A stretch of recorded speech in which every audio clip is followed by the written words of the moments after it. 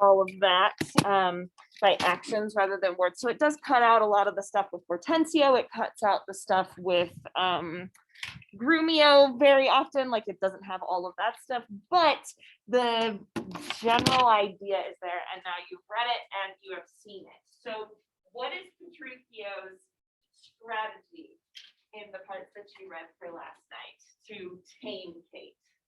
Ashton? Seems like he's trying to like maybe get her like by giving her dinner and like Taylor like that, but then like tries to be happy to keep that away from her. Yeah, And it, then like when like she behaved it, like not roasting him or whatever. He seems to like actually nice. okay, good. So there's like he's kind of going back and forth here. It's not all cruelty, right? And the way that he sort of frames his cruelty is pretending that he is doing it because he admires her so much, right? So it's like, we can't eat this meat because it is not fit for my wife, or you can't have this hat because it is not good enough for you. What do you guys think of that strategy? Phil? Kate is not Kate isn't having it. I think she sees those don't actually care about it. I can ruin my time. Yeah, right. She's going off and like making her getting along with everyone and Yeah. So in that way, there's something about it that's working then, because previously Kate was mean to everybody without sort of distinguishing. She was mean to her sister, she was mean to her dad, she was mean to everybody. And now here she is starting to get along with some people in this house. I think the movie shows that really well. Like she's having like a good time sometimes when Petruchio isn't around. So Petruchio's like idea about the two fires meeting and taking and how they burn up all the fuel and so there won't be any left and the fires will calm down is kind of working on Kate in some ways, but it's not working with Petruchio yet. Let's go to Act 4, Scene 3 though, at the very end. So 177. Yeah, Bridget? I feel like his strategy, like you were saying, like the two fires burning. I feel like at least in the movie, it shows not necessarily they're using the public group. It's just like the fires become. Oh, great point. It's still like super loud. So the fire, so it's like she has to kind of dim her fire so that she can kind of go along with him because there can't be space for one raging fire in this house. I agree with that totally. So like as he's throwing the meat away, she's like, no, like I think the meat is fine. Or with the tailor, like she is actually very kind to the tailor. She's like, I love this hat. You've done such a good job. I love this dress. And it's Petruchio who's the jerk. It's like there's only one space, there's only room for one jerk in this house. Here at the end, there's another part of his strategy too. I should have shown you the movie. I stopped it too soon, but 177. Catherine says, so he says, well, I think 'tis now some 7 o'clock, and well we may come there by dinner time. And Catherine says, I assure you, sir, it's almost 2, and 'twill be supper time ere you come there. So they're arguing about the time of day, and Petruchio says, it shall be 7 ere I go to horse. Look what I speak or do or think to do, you are still crossing it. Sirs, let it alone. I will not go today, and ere I do, it shall be what o'clock I say it is. And Hortensio says, oh, why so gallant? Why so this gallant will command the sun. So what is Petruchio doing right there, Zach? It's almost like he's arguing with her on like indisputable things, and she kind of has to get up because it's a stupid argument. And they did it earlier where he's like, he looks at the sun and he's like, that's the moon. And Yeah. like, that's the sun. He's like, shut up, it's the moon. Yeah, It's like, exactly. what happens? Yeah, exactly. Why would that be a way of like wearing her down, do you think? Ashton, what were you gonna say? I think it's like maybe giving like something authority for her, like trying to show off to her or something like that. Like Yeah. to show that you're never right, I'm always right. It doesn't matter if you find the laws of science, I'm always right. Yeah, okay, yeah. Maggie and then Aspen. I think just like how dumb of an argument it can be. She's just like, why are they arguing about this? Why do I have to be a part of this? She's just kind of like so out of it, like I'm just like supposed to do all this stuff, so she's just like Right. argue about it. Right. It wears her down in such a way that she's like exhausted, Aspen. That's basically what I was just gonna say. It's just like come up with every single stupid argument, but you finally just like, okay. Yeah, I give in whatever you're. right, right. So is this true love? It's abusive. It's emotionally abusive, Matt. I think it's kind of like a psychological thing where you're just like, what time is it? She's like, it's this time. No, it's this time. I'm right, you're wrong. Like, kind of puts her. Yeah. And I know that's like sometimes people in abusive relationships do, or like criminals, and like, oh, what time is it? Yeah. I'm in charge right now. Yeah. And I guess what he's doing is like, it's very small things, but he's like making sure he's like, no, I'm in the right, you're wrong. And that's why I'm. Right, right. So like, there's this really famous scene I'm not gonna spoil it for you, but at the end of a book called 1984, which is a book about like totalitarian governments, the government is torturing a guy and they keep saying 2 + 2 = 5. And he says, no, I know logically that 2 + 2 = 4. And he insists on this. And the moment that we understand as readers that he has broken is when he says, okay, 2 + 2 = 5. It's like, I am just going to go with whatever the person in charge tells me to go with. So yeah, what do you guys think about then Petruchio as a character so far in this play? Aspen? I honestly, like, I feel like it's like kind of at the beginning, it was like, oh, maybe, and now it's kind of just like, I know if I was in Catherine's position, and like even now times, like, I don't want somebody telling me what to do. I don't want to Yeah. be like, well, I just give up, because that's like, I'm not gonna be like arguing about something and then just be like, okay, I give up. Because that is like that's not what I want. I don't think that's Right. what she wants. Right, right. Is there any way to, oh, well, let me go to Ashton first. Yeah. Was it, I think, right, when you said this, but they're talking about like how Petruchio and like Catherine. I think of Petruchio's trying to do is trying to make himself like this huge forest fire, and like the Catherine is small to that, like the food and hair and all. But even Catherine's like, okay, you're going far, just like please chill. Yeah, so it kind of gets her to see sort of the error of her ways and being a jerk. It's almost like he is like mocking her in his performance. It's almost like he's putting on Catherine's identity to show her how terrible she has been and how that might feel to be terrible to other people. So I think that's a more generous way of looking at it than just like he is emotionally abusive to this woman, right? Okay, look at 155 at the bottom.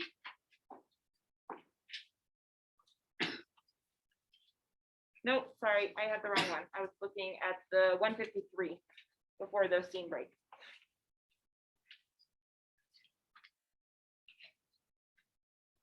These are torture mechanisms that he's using. He's going to keep her awake all night so that she can't sleep, to physically exhaust her. And he says, this is a way to kill a wife with kindness, and thus I'll curb her mad and headstrong humor. He that knows better how to tame a shrew, let him speak. Now let him speak. 'Tis charity to shrew.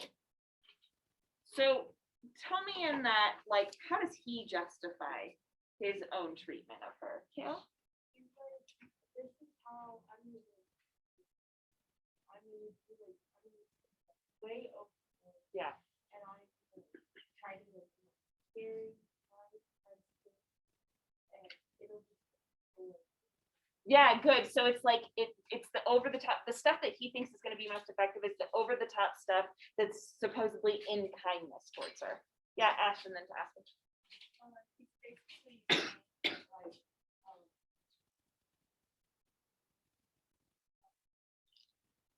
he's basically, in his eyes, this is good for this will help her, and like everything will be fine in her head. Yeah, good. He sees it as charity. He uses that word charity to her, right? He's going to curb her mad and headstrong humor. So he's going to like make sure that she's not so like crazy and so unpredictable anymore. Aspen, what were you gonna say? Well, it's like he's perfect. It's like how you make a good wife. Yeah. Like she's gonna love me for it later. Right, yeah. It's messed up in that way, right? Let's think about it from the perspective of 16th century minds about marriage, right? So Baptista puts out this idea that no one can date Bianca, the good one, until someone takes the bad one off my hands. I want her out of the house. Setting that deal into place and saying, and I've got lots of money. Anyone could have come along and taken Catherine, right? Anyone could have come along and said, okay, Baptista, I've got this money. You're going to give me this money. Awesome. I'll take that daughter off your hands. You basically, I have bought her and you have sold her, right? And we even hear Petruchio say, she is mine. She is my ox, my ass, my house, my whatever. She is all my property, right? And you can kind of imagine what kind of person would come in and decide that that would be an okay deal to make for somebody to get a wife, right? And I think Petruchio is sort of playing on that idea of what a husband should be, and what a husband can be under those circumstances. But in the end, the way that he's justifying it to himself, and this is the one way we can save Petruchio, is that he sees it as good for her. Like he sees it as a charity to her. And you think about how he actually does care that Catherine ends up happy. He actually cares that Catherine ends up in love with him because he says that would be better for Catherine. He says that when he shows up to the wedding, right? And under another circumstance, we could imagine a husband who did not care about that. He doesn't have to. He doesn't have any obligation to care about Catherine's happiness or whether she is like, getting along with the servants or whatever. Now, that's not to say that his way of taming her is not very disturbing. It is totally emotionally abusive. It's torturous. I think he could have done a better job just by like being nice to her. But in the past, with like people like Bianca, it hasn't worked. So he's going to, do what he can to kind of like force her to be happy in the marriage. Does that make sense? And I don't know that we want to save him for that. Like, we could still see this play as being like, we hate Petruchio, right? We totally can. But I think that's part of Shakespeare's project here to save them. Okay, so let's go to 177. We're going to keep reading. You gotta read the book, not watch the movie, because they skip too much in the movie. I'm an English teacher. So we've got Tranio, dressed up like Vicentio. We've got the merchant who is dressed up like Vicentio. Who's Vicentio again? Yeah, Vicentio's dad. Yep. We've got Biondello, the fool. Baptista talking here. Yep, we have Baptista.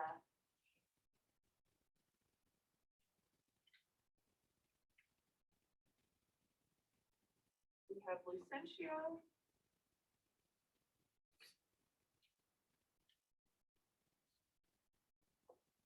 And then we go back to scene 5 and let's read through scene 4 and then we will assign parts for scene 5. Okay, so who would like to play Tranio, the guy dressed up in the fancy outfit pretending to be Lucentio? Ashton. All right, who'd like to play the old man, the merchant, dressed up like Vicentio? No one wants to do an old man voice? All right, Mercedes. Hold on. You love being an old man in this play, don't you? Who wants to play Biondello the Fool? Who would like to play Baptista, the two girls' dad? Usually people are so excited to play parts. Matt wants to play.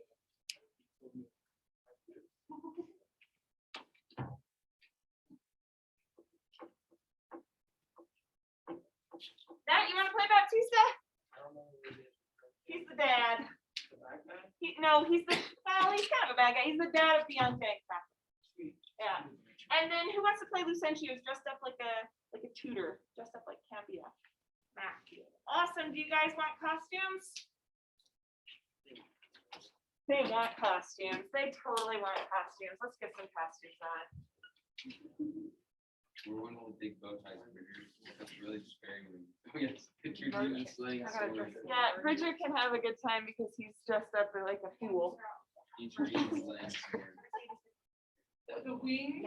No, it's a giant bow tie. I wish we had like a beard. I feel like we need like an old scraggly beard. Yeah, I it's want a to whole wear man, not a 100 fairy. things of the big mustaches. You wear it to get one every day. That's true. It was great. I'm gonna do that. Oh, Ashton, that's a good outfit for Tranio.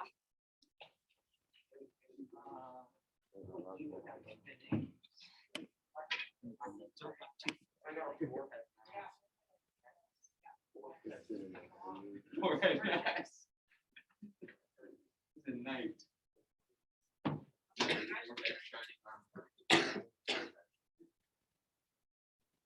Okay, are we ready? What is it? No. Lucentio's getting his old man outfit. I'm wearing wigs. Beautiful, you go for Oh, it. yeah. All right, so enter Tranio. So we'll do it up here in front.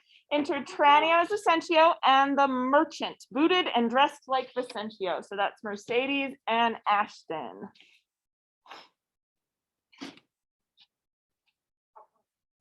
Okay.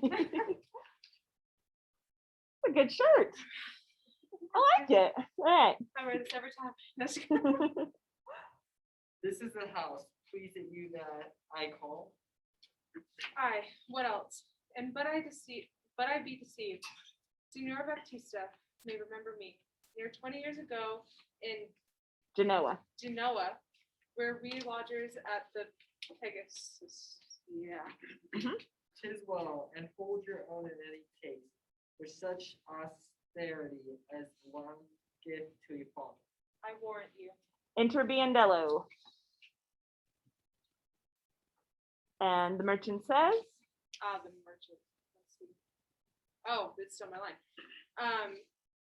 For good he were schooled. no, you're it, but No, sir. but sir, he comes your voyage, for good he were schooled. Fear you not him, Sir Bandela. Thou do your duty thoroughly, I advise you. Imagine 'twere the right Vicentio. Tut, fear not me. But that hast thou done thy errand to Baptista? I told him that your father was at Venus and that you looked for him this day at Padua. Thou a tall fellow, hold thee that to drink. Gives him money so that Biendello can go get drunk. Let's go. And then enter Baptista and Lucentio dressed as Cambio. Oh, wow, Baptista. Yeah. Here comes Baptista. Set your countenance, sir. I don't know what that means, bareheaded. Oh, Senior Baptista, you are happily met. Sir, this is the gentleman I told you of. I pray you stand good before to me now. Give me Bianca for my patriarch. So basically, the fathers have to meet so that Tranio can, Lucentio can marry Bianca. So the two fathers, one is just some old guy dressed as a father, and Baptista are meeting for the first time. So, anyways, soft son.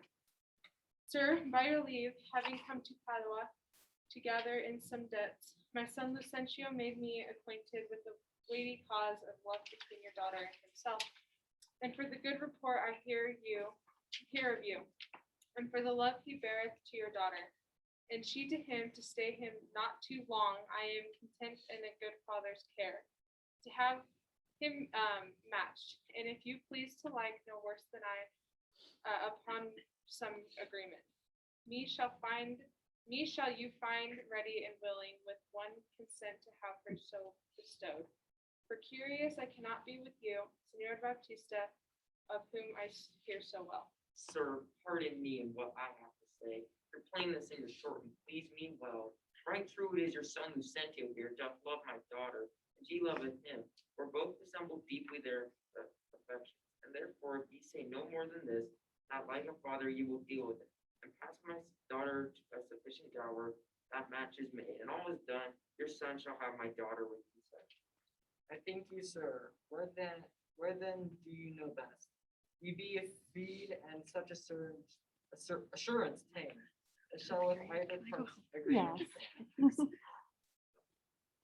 Not in my house, Lucentio, for you know pitchers have ears, and I have many servants. Besides, old Romeo is hearkening still, and happily we might be interrupted. Then at my lodging and it like you, there doth my father lie, and there this night will pass the business privately and well. Send for your daughter by your servant here. He indicates Lucentio and winks at him. You got to get the wink in. This is Lucentio. There you go. Yeah. So basically, they're planning where they're going to get married. And Lucentio, Tranio here is setting this up for Lucentio. You'd think they'd figure it out, right? We shall see. My boys shall fetch this Scrivener presently. The worst is this, that at so slender warning, you're like to have a thin and slender kitten. It likes me well, Cambio. Tie your home. And bid Bianca made her ready straight, and if you will, tell what hath happened. Lucentia's father has arrived in Padua, and how she's like to be Lucentia's father. Okay, Lucentia leaves. You'll be back. And then Biandella says, I pray the gods she may with all my heart. Dally, not with the gods, but get thee gone. Senior Baptista, shall I lead the way? Welcome. One mass is like to be your cheer. Come, sir, we'll better it in peace. I follow you. all right, everybody leaves, but Lucentio comes on in, and Biandella is still up there. Cambio, What sayest thou, Biandello? you saw my master weak and laugh upon you. Biandello, what of that? Faith nothing, but has left me here behind the expounded meaning moral of his signs and tokens. I pray thee moralize them. Then thus Baptista is safe, talking with the deceiving father of a deceitful son. And what of him? His daughter is to be brought to you by the supper. And then? The old priest of St. Luke's church is at your command at all hours. And what of all this? I cannot tell, except they are bruised, and about a countenance assurance. Take your assurance of her, Some Latin Latin. to the church, take the priest clerk and some sufficient honest witnesses. If this be not what you look for, I have no more to say, but bid Bianca farewell forever and a day. Hearest thou, Biandello? I cannot tarry. I knew it when she married in an afternoon as she went to the garden for parsley to stuff a rabbit. And so may you, sir. And so adieu, sir. My master hath appointed me to go to St. Luke's to bid the priest to come against you, come with repentance. I may and will, if she be so contented. She will be pleased then, that wherefore should I doubt? Hap what hap may, I'll roundly go about her. It shall be go hard if Cambio go without. Okay, all right, let's pause here for a second before we assign parts. So, could somebody just explain to me how this is going to work?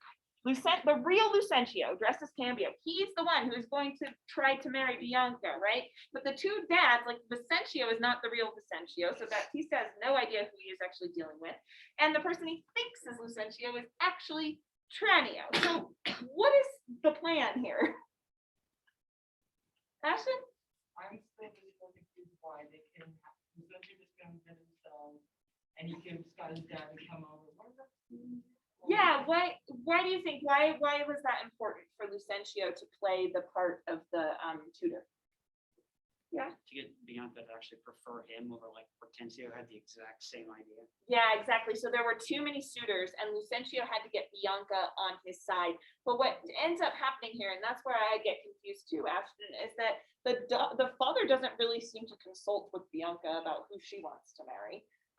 So was that really necessary? Perhaps for Lucentio's sort of like goodwill, like he actually does want to be in love with Bianca, right? So that kind of is contrary to how Petruchio acts, which is like, he doesn't care, he'll just get the money.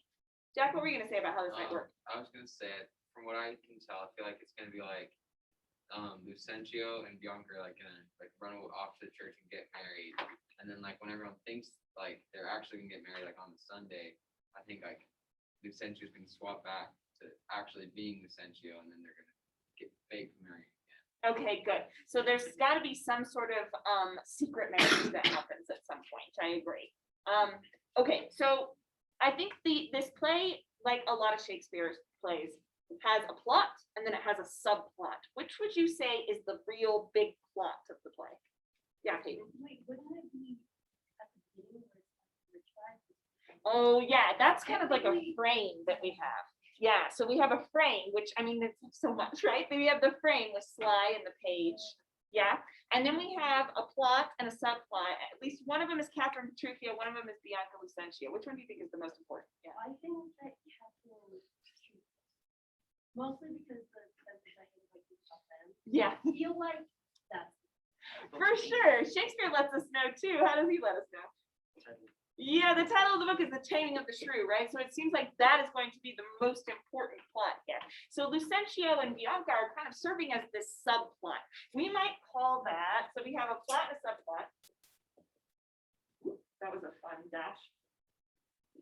We also have protagonists, and their foils.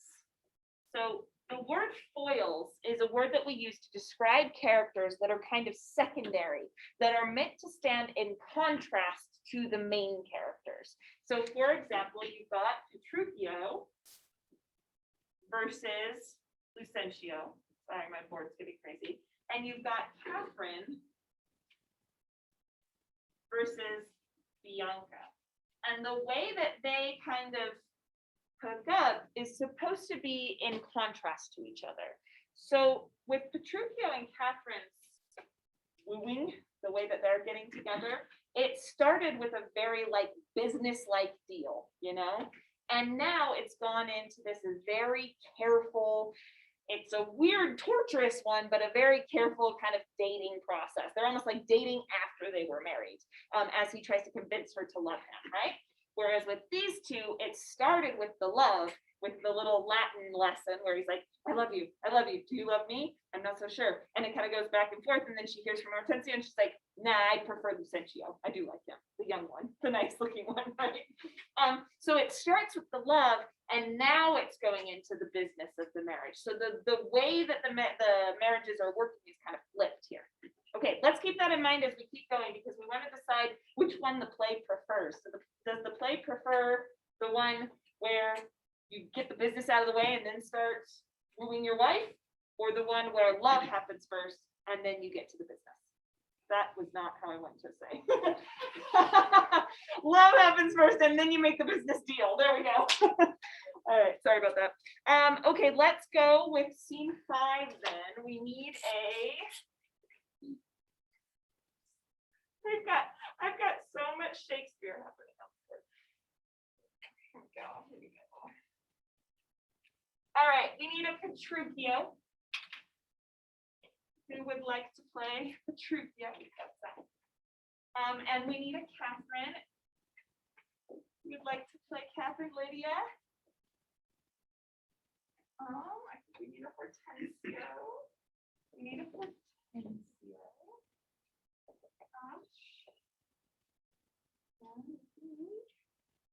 We need a Lucentio, but yeah, Lucentio. Can we keep with the same Lucentio? Are you okay with that, Mercedes? Yes.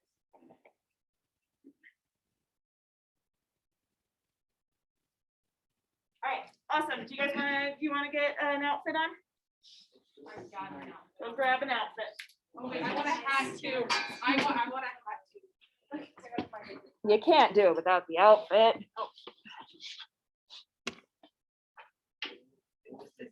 Are we gonna have? I know. No, because I'm gonna have to collect the books at the end of class, and so we're just gonna have to do Act 5 in class. There's blue wings. Oh my gosh, there's blue wings.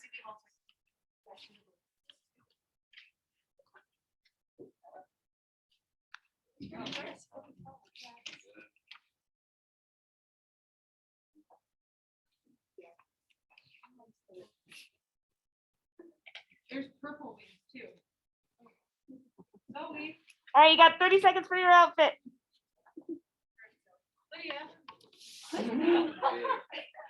I'm okay, thanks. Oh, I like Petruchio's velvet. All right, so Petruchio, Catherine, Hortensio are up on stage.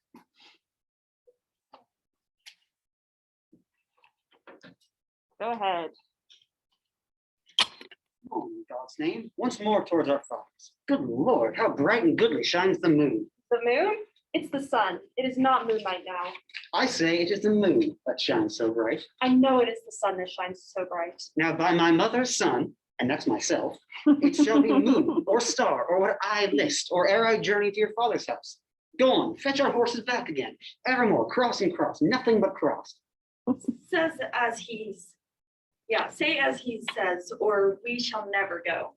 Forward I pray, since we have come so far, and be a moon or sun or what you please, and if you please to call a rush candle, henceforth a ballot shall be so for me. I say it is the moon. I know it is the moon. Nay, then you lie. It is the blessed sun. Then God be blessed, it is the blessed sun. But sun is not, when you say it is not, and the moon changes even as your mind. What you will have it named, even that it is, and so it shall be so for Catherine. Petruchio, go thy ways, the field is won. Well, forward, forward, thus the bull shall run, and not unluckily against the bias. But soft, company is coming in. Enter Vicentio. Good morrow, gentle mistress, where away? Tell me, sweet Kate, and tell me truly, too. Hast thou beheld a fresher gentlewoman? Such war of white and red within her cheeks? What stars do spangle heaven with such beauty, as those two eyes become that heavenly face? Fair lovely maid, once more good day to thee. Sweet Kate, embrace her for beauty's sake. So he's basically looking at this old man and saying, isn't this a beautiful young woman, Kate? He will make the man mad to make the woman of him. Young budding virgin, fair and fresh and sweet, whither away or where is thy abode? Happy the parents of so fair a child, happier the man whom favorable stars allots thee for his lovely bedfellow. Why, how now, Kate? I hope thou art not mad, but a man, old, wrinkled, faded, withered, and not a maiden, as thou sayest he is. Pardon, old father, my mistaken eyes that have been so bedazzled with the sun, that everything I look on seemeth green. Now I perceive thou art a reverend father. Pardon, I pray thee, for my mad mistaking. Do, good old grandsire, and withal make known which way thou travelest. If along with us, we shall be joyful of thy coming. Fair sir, and you, my merry mistress, that with your strange encounter much amazed me. My name is called Vicentio, my dwelling Pisa. Oh, I'm sorry, I confused that. This is not the old merchant. This is the real Vicentio. Yeah, sorry about that. And bound I am to Padua, there to visit a son of mine, which I have not seen. What is his name? Lucentio Gentilsir. Happily met, the happier for thy son. And now by law as well as reverend age, I may entitle thee my loving father. The sister to my wife, this gentlewoman, thy son by this hath married. Wonder not, nor be grieved. She's of good esteem, her dowry wealthy, and of worthy birth. Besides, so qualified as may beseem the spouse of any noble gentleman. Let me embrace with old Vicentio, and wander me to see thy honest son, who will of thy arrival be full joyous. But is this true, or is it else your pleasure, like pleasant travelers, to break a jest upon the company you overtake? I do assure thee, father, so it is. Come, go along and see the truth hereof, for our first merriment hath made thee jealous. All but Hortensia leave. Well, Petruchio, this has put me in heart. Half to my window, and if she be forward, then hast thou taught Hortensio to be untoward. Untoward. Okay, I think there I'm going to pause. So I have to take your books from you.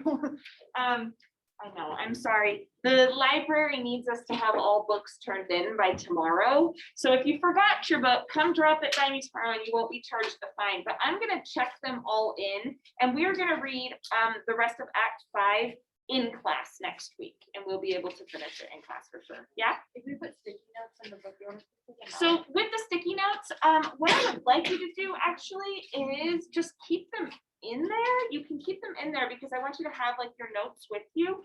And then you can come up and grab your own book when we do Act 5. So what I will do, if you have sticky notes, come grab, you can, maybe you have one, but you can come grab one and just put your name on the cover of your own book if you got those annotations. And then if you would just come pile them up in the front of the room, that would be great for me.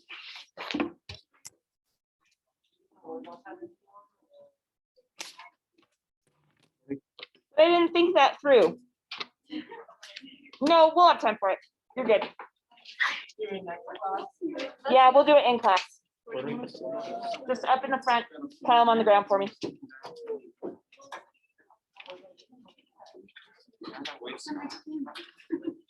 Sorry, I didn't anticipate this, sorry. Must take them from you. And then I want to talk about bad boys. No, not the movie. No, I only want to talk about Bad Boys 2, the movie. Quick thing. Yeah, let's talk about Will Smith. Quick thing. Yes. So I'm gonna try and get it to Kasia tonight, because I'm going out of town tomorrow morning, so I'm gonna really try to get it to her tonight. Okay. Because I won't be able to have time to go back. The book? So, Okay. yeah. And if it does get fined, all you have to do is bring it back to the library and they'll excuse the fines. Okay. So it won't, you won't actually have to pay anything. If you Okay. still have the book at home, you're good. Okay. Okay. Thank you. You don't need to take the annotation, right? No, just put your name on the cover so that you can use your book next time. Oh. Or you can take the annotations. Yeah. Okay, so yeah, I didn't think about the logs. We will do the log for the scenes that we just read. We will do that log next time in class. But for the end here, I want to talk about this trope. So we talked about the trope of like the haters to lovers stuff, right? Enemies to lovers. We did not get to talk about the trope that I think comes up in this play as well, which is like the trope of the bad boy character. I'm going to show you a clip of this character.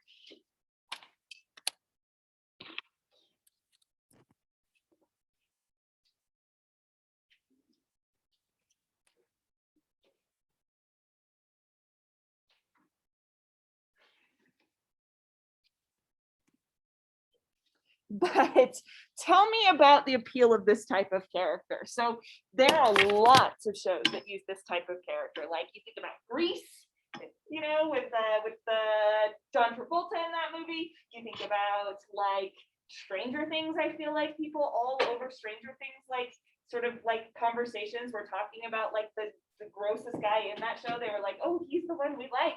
So what is the appeal of this type of character in this media that we watch? Peyton? Cool. There's the one that nobody else wants him. Uh-huh. So he's just, there's no competition. Oh, interesting. But if it's like, if this is a character that we see over and over again, is that true that nobody wants him? Sometimes he's the one that like everybody's after, he's just a jerk.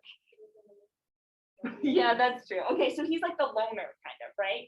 Like he's the one that's like sort of ostracized and so there's no competition for him. But I think there's other things appealing besides no competition too. Well, there's definitely like this sense of like dangerous and I like, and like there's some sort of like history to it, I guess, where it's like, he's like it's appealing to like, you want to know who they are and also like some type of like adventure danger that comes with it. Adrenaline.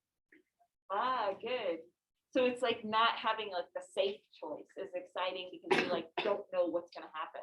I don't like that. Haley? I feel like he kind of like gives off a bad boy vibe, so it's just like that vibe in general makes everybody wonder what he's actually like. So it's like kind of clear that it's a performance, that there's like a soft gooey center, that he's like really emotional underneath the hard exterior. I can see that, yeah. Gil? I guess going along with them is you see this person and then getting close to that person and seeing like the whole other side of that to be the person who's doing and then deciding what this side. Oh, okay, good. So this is a person that could fight for you, right? This is a person that, though they might be unappealing to everyone else, becomes appealing to you and you know the real dude. Peyton and then to Keegan. Giving them is like a form of rebellion in itself because they're already dangerous, so being with them is like a threat. Yeah. Yeah, so there's this like idea that like the safe choice would be the choice that your parents approved of, right? And so there's this kind of like not just a rebellion against your parents, but social rebellion too, to being aligned with this guy, this moody, kind of like dangerous kind of guy. Keegan? Yeah, going off what Aspen and Peyton said, like, you know, in the movie Heathers, how Perfect like, example. yeah, like JD, he's like the mysterious new guy. Yeah. And the only reason they kind of like each other is because they kind of build off of each other's adrenaline. And that's the only reason she's really attracted to him, is he's so dangerous and stuff like that. But then Yeah. like it kind of turns toxic and stuff. But Yeah, and there's something in that one too, and I think in lots of these bad boy stories, which is that he represents something new and exciting that you haven't seen a million times before, and that's where the adrenaline kind of yeah, comes from. and she's also like a really popular girl in that movie, so like it's kind of a form of rebellion to Yeah. kind of go after this kind of loner guy instead of like a job. Yeah, absolutely. And I think 10 Things I Hate About You, same deal. It talks about her past, her being very popular and then wanting to go with the loner. Yeah, Bridget? It's kind of like why people like ride roller coasters and stuff. Yeah. Just kind of put out like this. Yeah, it's like you kind of want the risk of it. This is sounding so psychopathic though. Like, why wouldn't you go with the nice guy? You know, why not go and not the nice guy, but like a nice person, someone who treats you well? Like, why go for the guy that might explode at any minute? Yeah, Ashton? Oh, maybe there's just some like being attractive about people who just don't try. I feel like those bad boys, Yes. they don't try at all. They're just like chill or whatever. Maybe that's attractive somehow. I don't know. how to Yes, I describe think it. it's a sign of like independence, right? Yeah. That they don't depend on other people's approval. And then think about how if they don't depend on other people's approval, think about how flattering that could be for the person they actually do care about. I think that's a huge part of the bad boy. It's like that guy he doesn't like anyone, but he likes you. You know, he approves of you somehow, even though he hates the world. And so this can be a way of like feeling special, you know? Yeah, Ash? I think there's a part to it where like, since they're so like quiet usually, Mhm. if you're the one to get to know them, then like you're one of their closest and like Yeah. you feel special to them. Yes. Since like you're one of the few people that actually know.